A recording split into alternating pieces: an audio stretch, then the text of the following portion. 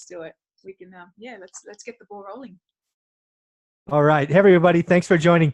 I have a very exciting show for you today. I have someone all the way from Australia. How are you doing today? I am great. How are you doing? I'm doing very well. Why don't you go ahead and introduce yourself to the crew and what you do, and then I'll get into the questions. Okay, wonderful. So my name's Lenita. I am a youth speaker from Australia, and I'm also a business coach for aspiring youth speakers as well. I'm very passionate about serving youth and sharing my message, but I can't reach every kid in the world. So I really want to support leaders and help them share their story, their expertise on personal development and financial literacy. That's great, Lenita. And we got connected. Obviously, I did just a Facebook post. Hey, who went to the 10X conference? I want to talk to you. And you were nice enough to reach out.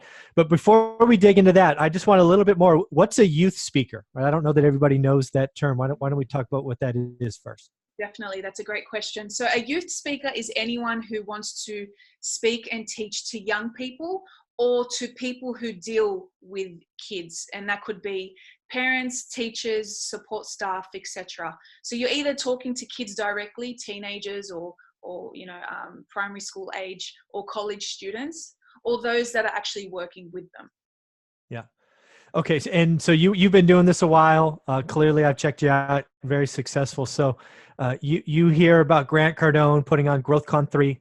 Yeah. It's all the way in Miami, which is like far away for you. Do you remember what you heard and what kind of sparked you to say, yes, you want to go to that way back when?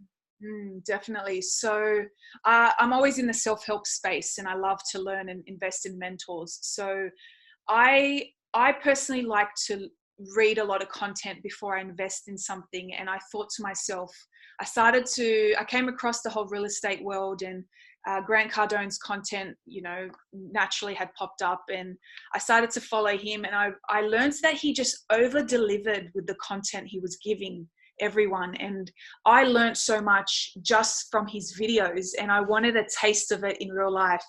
And I'm a big believer in, if you invest in yourself at such a high level, you'll be able to attract people who will invest in you as well. And I knew that I had to practice what I preach.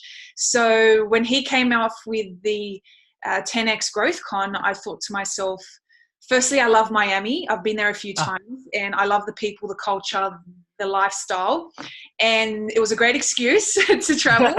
And secondly, I wanted to push myself, and the investment, to be honest, the investment scared the crap out of me, but I knew it was necessary for me to push me, and I needed that push. And that's why I made that decision to go to Miami. That's awesome. So, did you go by yourself? Was it a crew? Did you find others from Australia going? Were you just a one-person show? Yeah, I went on my own. And I thought, look, there's always opportunities to bring your friends along, but I think if I brought my mates, I would have been too comfortable, and I would not have gone around and introduced myself to people. So I purposely went on my own. There you go. Yeah. Put myself out there. Yeah. And be uncomfortable. So definitely I went on my own and did that. Well, that's very insightful, because the other thing that may have happened, right? You had mentioned you've been to Miami, did the South Beach thing before. If one of your mates had not done that, I could see them going into day 2 going, do I want to sit on my butt for another 8 hours in a 35,000 person arena? Or do I want to go kick it on South Beach when it's 89 degrees, right? It probably would have torn some people. Yeah. And we all have that experience in South Beach, and going to the nightclubs and the parties and the pool parties, etc. And I knew that was not my intention to go into GrowthCon. I really wanted to focus on myself and network with like-minded people. And it's funny, you still have those opportunities. A lot of people were going out on those nights where after GrowthCon, they'd like, let's hit the club. And I said no to every opportunity. I wanted to go back to my hotel and reflect. And I'm very thankful that I did. I had opportunities to connect during lunch, etc. But in a nightclub, I knew I couldn't learn. I wanted to learn. So if it wasn't about learning and then networking, I didn't want to go out and just party for the sake of it. Yeah. Oh, that's genius. Because I've already spoken to a couple of people that went out that first and second night, and both have admitted after that second night going out, they missed presenters. And I'm like, you kidding me, right? You spend all that money, Exactly. you got these A-listers coming, and you lose out on an opportunity potentially of a lifetime because you got a freaking hangover. Are you kidding me? Yeah, it's sad. Uh, It's so sad. good So good for you. I definitely Yeah. made that. That was my So intention. let's awesome. So let's break it down. It sounds like you're very insightful and you kind of went back and reflected. So let's just break down day by day. All right. So day one, Grant comes out, parachutes in from a plane or helicopter or whatever it was, lands in the arena. Had to be fun. But what do you remember from day one? The first impression from Grant was, regardless of all the hype and the status he upholds for himself, he was real and he was authentic in his message, and he was emotional and vulnerable. And that was the instant connection that I received from Grant, because he's always so open about speaking about his father and how he wants to show up for his kids. So for me personally, that hit home for me because I grew up with divorced parents and without a father. And yeah, just straight away I connected to him being there for the real reasons, despite Mhm. all the grand shows and everything, the money, the status. He was there for the right reasons. And yeah, that was the biggest thing when I saw that. And then also the how big he was playing, like the stage, the stadium, the people, the hospitality from his staff, whether it was pre-registration or walking around the grounds, just the service in itself. For someone coming to another country on their own, it can be quite overwhelming. So I felt like I was at home instantly. It was incredible, and that was what stood out for me, definitely. Wow, that's a lot. Kudos to Grant and his entire team, right? Someone they don't know coming from, I don't know, 18 hours away, whatever it is, long way away to feel like that. That's quite the statement, right? So good on them.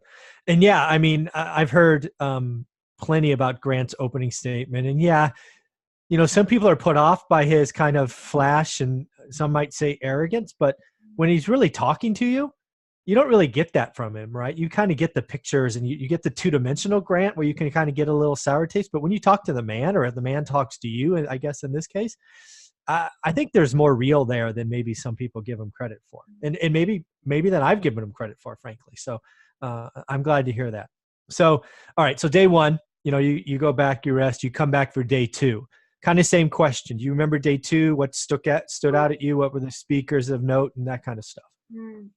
I think day two, I was more willing to put myself out there a little bit more in terms of, whether it was listening to speakers or introducing myself to people. But John Maxwell made a big impact on me personally in terms of the Okay. leadership side of things, and understanding that how we show up is it will impact how we show up for other people. So the consistency, how he said something like consistency compounds. And I was like, whoa, Ah. that's so simple, but it's so powerful. And he was just, he was sitting there laid back on his chair and he was talking right at you. And I was like, man, this guy is powerful. Like just the way he was connecting. And it was very inspiring to understand, to realize that he's still serving and he's still reinventing himself and he's still tapping into platforms to serve his audience.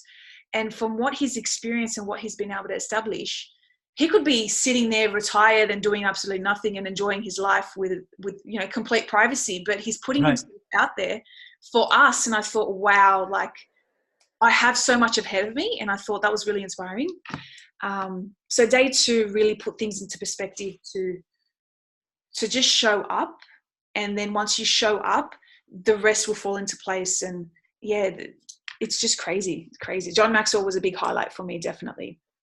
Yeah, I've heard great things, and I've heard somebody say it might have been the top one or two presenters they've ever seen. Yeah, Yeah, completely. I public completely speakers. agree, for sure. Yeah, yeah. All right, so day two's in the books. You're starting to feel like part of the family. You're putting yourself out there. You head into the last day, day three.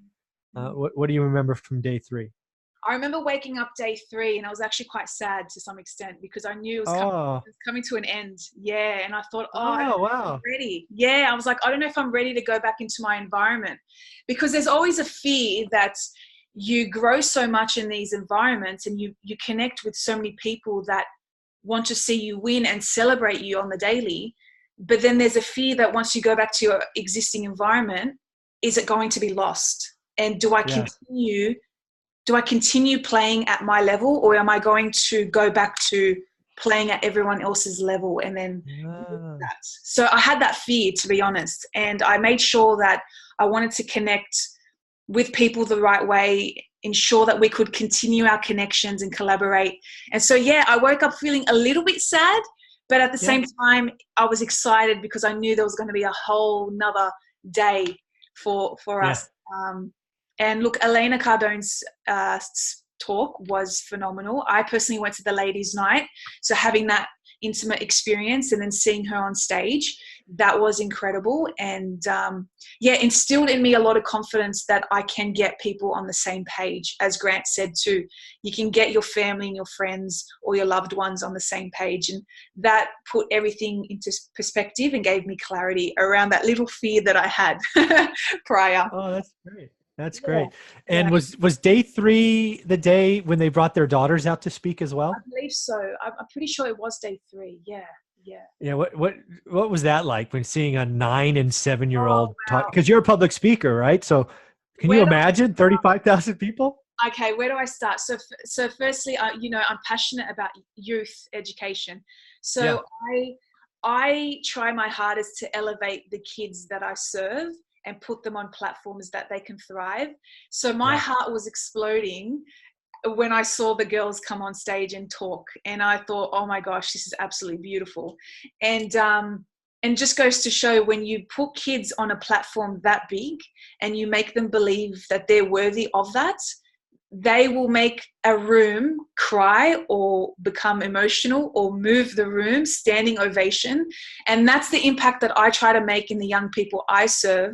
So seeing that at that level with Grant and Elena, I thought, wow, I would love to make every kid feel like that in their Yeah. own ways, whether it's in the classroom or whether it's on the sporting field, etc. So yeah, that was a definitely another highlight, the girls hopping on stage.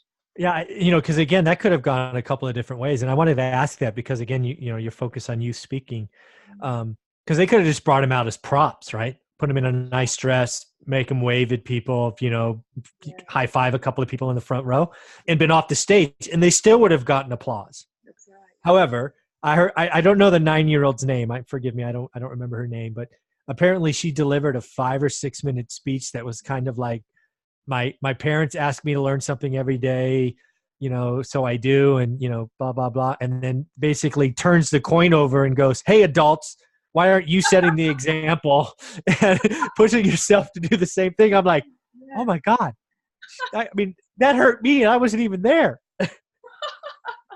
And it's so funny because and it was incredible because you're never too young to make an impact on someone's life, and Yeah. have this special way of connecting to us as adults and reminding us that it's beautiful to be playful as well. And they bring out the youth in us as well. So yeah, look, the challenge that they gave their child, and they just over excelled and over delivered. It just goes to show that young people should be challenged. They shouldn't Yes. be sheltered. Put them out there, challenge them, let them embrace failure, and you're setting them up for success. And something like that is just, look, the return on that investment is you can't put a price on that. Yeah, I mean, I can't imagine, no matter what she does from a public speaking perspective going forward, she's always going to be able to say, this crowd's not that big. Exactly. I mean, at 9 years old. Like, and it's crazy because public speaking is one of the top fears. Like, people are so scared of speaking in public. Oh yeah. It's a phobia for some people. So the fact that a 9-year-old can get that done, it gives everyone else confidence. Like, you can do Oh that yeah. too. Oh yeah, no question. And she was very inspiring. And yeah, credit to the parents. And I hope a lot of parents took a lot of messages from that too. To challenge your kids and tell them what they need to learn, not what they want to hear. And that's a big thing too. Yeah, very cool. So it certainly sounds like the 3 days were well worth it for you, but I don't want to put those words out there. What do you think? It's look, I made my investment back wck without even thinking about monetary. Yeah, of this. course. Yeah. the biggest thing for me is we all have goals and aspirations, but a lot of us struggle to align our goals with our identity, and that's why a lot of people don't follow through with their goals, because their identity is not matching. For 10X, it really helped me align who I was as a person, or who I am as a person, with the goals and where I want to be, whether it's 5-10 years plus. So coming back, it really helped me zone in further on who I am. And that's it just brought everything in unison for me. The speakers, the experience, the networking. So yeah, that was the biggest thing, was identity for sure.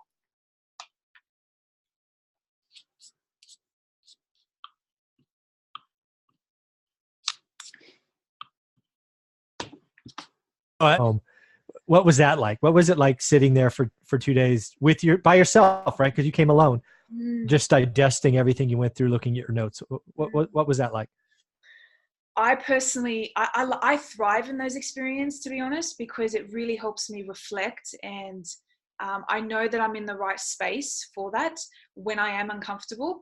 I really just enjoyed that time, to be honest. It was something that I did prepare myself for, and yeah, look, I was open. I was open to showing up. I was open to just seeing who would walk past me, or what conversation I'd make with people. Yeah, and I was open to the speakers having that, enhancing that transformation within me. So I was calm, I was cool, I was collected, I was sitting there. I had nervous moments for sure, which we all do, but I sat in executive with my notepad and my pen, and yeah, I was just ready. Very, very cool. And I forgot to ask, where were you on the stands, on the floor? Where were you? So I was in the stands, executive. It was the second level, I think, of executive.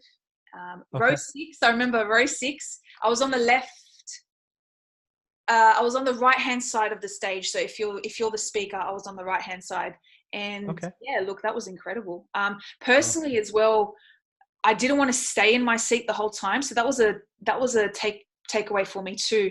It's great to be positioned in your seats, but if you walk around, you'll meet people, and yeah, you'll meet people that you never thought you would, because they're sitting in VIP or they're sitting up in the stands. So walking around really helped as well. Yeah, the other thing that's obvious that just needs to be repeated, when you go to an event like this, you're sort of self-selecting, right? Everybody there paid to be there, at least at some level. Even if you were one of the guys that were in the military that got the quote unquote ticket for free, flights weren't free, hotels weren't free, food wasn't free. So, everybody was there, and everybody sort of like-minded, right? It's self-qualification. So true. So that had to be a lot of fun. Yeah, and you just reminded me, because I'm a teacher, I actually could have gotten the ticket for free, but I purposely paid for it.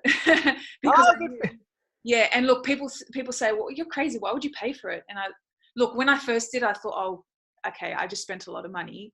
Am I going to regret this? But then I knew that I would be more committed to the experience because I paid for it. So I had the option to go for free. But I knew personally that investment scared me, and it was going to push me, and it did. Coming back from 10X, the amount of moves I've been able to make and the people I've been able to attract, I'd make that money back in a heartbeat. So yeah. That's awesome. So that's really my last question. You just hit on it. So, okay, you're back home. It's been 10 days, maybe a week you've been home. What are you changing? What's changing in your business because of the event? That's why you went. So what kind of things are changing? Totally. So I guess in terms of how I show up in regards to how much I put myself out there, I learned that if people don't know who I am, they're going to miss out on the gifts and talents that I can give them.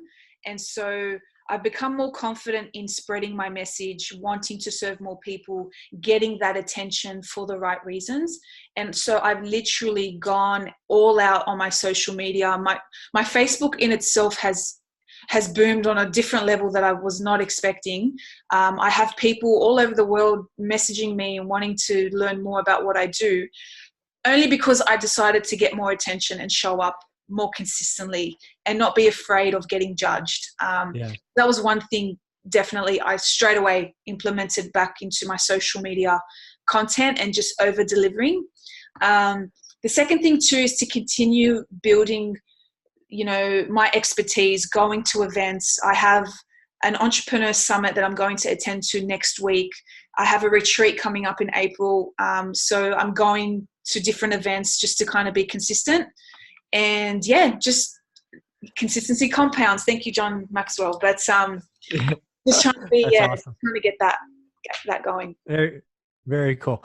So something I do with all my guests at the end is I let them share sort of, again, a little bit about them and how people can reach out and get a hold of you. You know, what you provide, what you would like, you know, all of that stuff. So please share away. This has been a lot of fun. Go ahead. Wonderful. Thank you. So so my full name is Lenita Flew. Now it's a long name, so I'll have to send you a link so you can find me. I'm on social media. I'm on Facebook, YouTube, Instagram. Right now I'm putting out a lot of content in regards to my 3-step blueprint on how to become an empowering and paid youth speaker. So I'm sharing with my audience and clients the specific steps that I've used and I've built together in order to become a youth speaker, going into schools, colleges, hosting your own events, etc. Right now, I have a live video coming up on my channel where I'm going to do a free masterclass. I'm going to give you guys a lot of free content, which I don't know why I'm doing it because I've paid a lot of money for it. But to be honest, I thought, look, if they're committed enough to come to the live video, I'll give them some content for free. So it's a coaching program as well. I support leaders who want to become speakers in the space. As I said, I want to teach kids personal development and financial literacy. So going in as a speaker is a great way to share your expertise, become an expert in your industry very instantly because you're on the stage, and also teach kids what they need to know, and scale your existing business too. So when you speak to kids, you also meet teachers and educators. So if you're an investor, for example, and you want to teach people about, I don't know, you want to help them out with their retirement funds or how to invest in real estate, you could potentially get paid to talk to kids and also get in front of new buyers for your existing business. So it's a win-win for everyone, to be honest. And that's what I'll be sharing with people on the live call and moving forward with my coaching clients. Very, very cool. Well, I don't think I heard it. And if I did, I missed it. When is the live call? What day and what time? Definitely. So the live call is on Sunday, 17th February at 10 a.m. Now that's Australian Eastern Daylight Time. For you guys in America, that is Saturday, 16th February. I think Eastern Standard Time, it's 6 p.m. It depends. So not bad. Yeah, it depends on where you're at in the world. The live video will be up for 24 hours. I'll keep it up for you guys to take some notes. Make sure you take some notes. And reach out to me. There's bonuses that I'm going to be offering for people who connect with me on the video and who reach out to me personally. And look, I'm here to serve. I want to empower more kids, but I need leaders. I want the leaders to feel empowered as well. Very, very cool. I hope some people watching this, I will get this up today so that more and more people can be a part of it tomorrow. It's tomorrow already. Today's Friday, right? Yeah, well, tomorrow the 16th. Yeah. Oh yeah, for me, that's right. You're in Australia. Saturday for you. That's wow, right. It's Saturday for you. That's a heck of a long phone call or video. That's funny. All right. Well, this has been so much fun. I appreciate you reaching out, saying you wanted to have this conversation. Sounds like it was a great event. You're already changing your business. Congratulations. Thank you so much. Thank you. Absolute blessing to be here. And I appreciate you having me as well. Excellent. Have a great day and good luck tomorrow. Thank you so much. All right.